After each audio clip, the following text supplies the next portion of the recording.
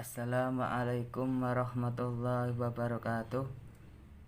Yang terhormat Bapak Iwan Fahri Cahyadi SPMM selaku dosen mata kuliah Manajemen Operasi serta teman-teman yang berbahagia. Di sini kami kelompok 9 akan mempresentasikan hasil diskusi kami yang bertema strategi proses dan perencanaan kapasitas. Sebelumnya saya akan memperkenalkan anggota kelompok kami dari kelompok 9. Yang pertama, saya sendiri Muhammad Aslam Hikmawan. Yang kedua, Himatuz Zahroh. Yang ketiga, Karnela Ifada Ummah. Yang keempat, Amalia Putri. Langsung saja materi pertama yang akan disampaikan oleh Karnela Ifada Ummah. Waktu dan tempat kami persilahkan. Di sini saya akan menjelaskan mengenai strategi proses. Strategi proses adalah pendekatan organisasi untuk mentransformasikan sumber daya yang dimiliki menjadi barang dan jasa. Tujuan dari strategi proses yaitu untuk menemukan suatu cara membuat produk, barang, dan jasa yang dapat memenuhi persyaratan dari konsumen dan spesifikasi produk yang berada dalam batasan biaya. Ada 4 tipe pendekatan yang dilakukan perusahaan dalam strategi proses, yaitu yang pertama, pendekatan proyek. Satu jenis produksi suatu barang untuk memenuhi pesanan pelanggan. Yang kedua yaitu pendekatan batch production, sistem produk yang memproses beberapa item dalam kelompok atau batch kecil. Yang ketiga yaitu pendekatan mass production, memproduksi barang yang volumenya besar dengan produk yang terstandarisasi. Yang keempat yaitu pendekatan continuous process atau proses produksi kontinu. Digunakan untuk komoditas produk yang volumenya sangat besar. Pada sistem ini peralatan disusun dan diatur dengan memperhatikan urutan kegiatan dalam menghasilkan produk, barang, dan jasa. Adapun 4 strategi proses yaitu yang pertama, fokus pada proses.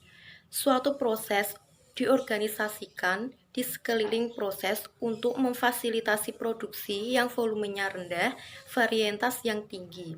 Sebagian besar produk global digunakan untuk membuat produk volume rendah, varietas yang tinggi dalam fasilitas yang berfokus pada proses.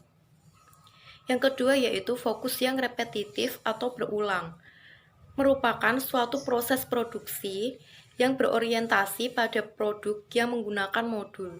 Modul sendiri adalah bagian atau komponen dari produk yang sebelumnya telah digunakan seringkali dalam proses yang terus-menerus.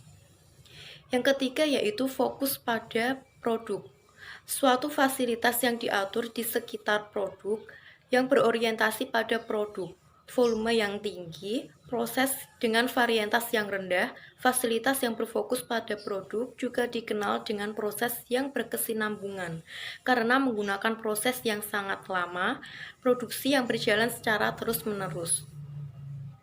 Yang keempat yaitu kustomisasi massal, produksi yang cepat, biaya rendah, yang melayani secara konstan perubahan dari keinginan konsumen yang unik. Sekian dari saya, terima kasih. Saya akan menerangkan tentang analisis dan desain proses. Ketika menganalisis dan mendesain proses, kita perlu menanyakan 4 pertanyaan. Pertama, apakah proses didesain untuk mencapai keuntungan dalam hal diferensiasi, respon, atau biaya yang murah? Yang kedua, apakah proses mengeliminasi langkah-langkah yang tidak menambah nilai? Yang ketiga, apakah proses memaksimalisasi nilai pelanggan seperti yang dianggap pelanggan? Yang keempat, apakah proses akan mendatangkan pesanan? Berikut ini 5 alat bantu yang digunakan dalam analisa proses. Pertama, diagram alur. Diagram alur adalah suatu gambaran yang digunakan untuk menganalisis pergerakan orang atau bahan material. Yang kedua, pemetaan fungsi waktu. Pemetaan fungsi waktu adalah suatu diagram alur dengan waktu yang ditambahkan pada sumbu horizontal. Yang ketiga, pemetaan aliran nilai. Pemetaan aliran nilai adalah suatu alat bantu yang digunakan para manajer memahami bagaimana untuk menambah nilai dalam aliran bahan, material, dan informasi di seluruh proses produksi. Keempat, diagram proses. Diagram proses adalah diagram yang menggunakan simbol untuk menganalisis pergerakan orang atau bahan material. Diagram proses memungkinkan manajer untuk fokus pada aktivitas yang memiliki nilai tambah dan menghitung presentasi waktu nilai tambah. Yang kelima, proses perencanaan pelayanan. Perencanaan pelayanan adalah suatu teknik analisis proses yang menjaminkan dirinya sendiri untuk fokus pada konsumen dan interaksi antara penerima jasa dengan konsumen. Saya akan meneruskan penjelasan dari pemateri sebelumnya tentang perencanaan kapasitas. Kapasitas produksi dapat diartikan sebagai jumlah maksimum output yang dapat dihasilkan dalam satuan waktu tertentu. Berdasarkan jangka waktu, perencanaan kapasitas dibagi menjadi 3, yaitu perencanaan kapasitas jangka pendek, perencanaan kapasitas jangka menengah, dan perencanaan kapasitas jangka panjang. Pertama, perencanaan kapasitas jangka pendek. Perencanaan kapasitas jangka pendek kurang dari 3 bulan. Perencanaan kapasitas jangka pendek digunakan untuk menangani secara ekonomis hal-hal yang sifatnya mendadak di waktu yang akan mendatang. 2. Perencanaan kapasitas jangka menengah. Perencanaan kapasitas jangka menengah seperti rencana-rencana bulanan 3-36 bulan yang akan mendatang.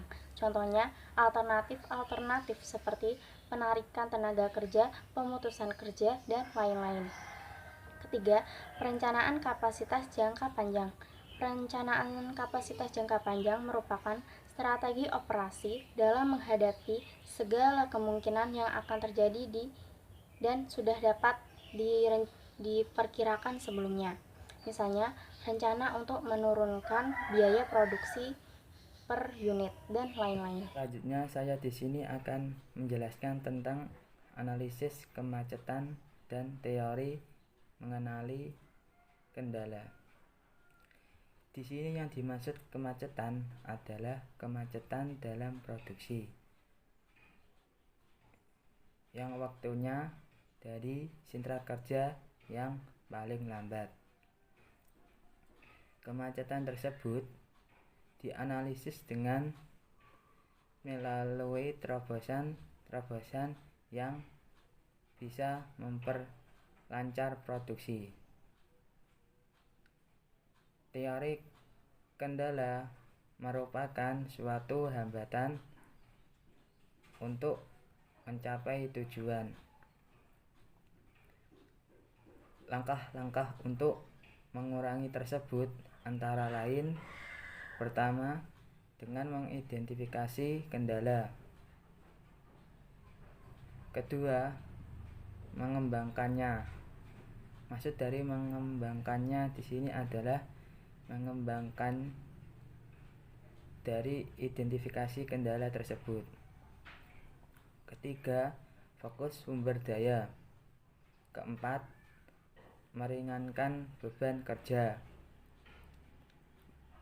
Kelima, setelah kendala satu teratasi, kembali mengidentifikasi kendala lainnya. Demikian presentasi dari kelompok 9. Terima kasih atas perhatiannya. Wassalamualaikum warahmatullahi wabarakatuh.